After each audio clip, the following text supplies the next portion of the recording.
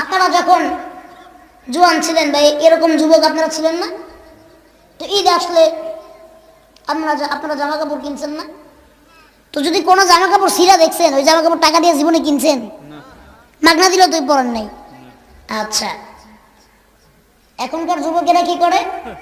ছেঁড়া প্যান্ট পরে, ছেঁড়া প্যান্ট, তাও 3000 টাকা একটা প্যান্টের দাম। ছেঁড়া প্যান্ট পরে 3000 টাকা দিয়া। আমার একটা প্রশ্নের জবাবের উত্তর দেন, এই ছেঁড়া প্যান্ট পরার সংস্কৃতি আপনারা শেখাইল কে? কোথা থেকে পাইলেন এই সংস্কৃতি? কে দিল আপনাকে? কে দিল এই সংস্কৃতি? এই সংস্কৃতি মুসলমানের সংস্কৃতি না, এই সংস্কৃতি এই পশ্চিমাদের সংস্কৃতি।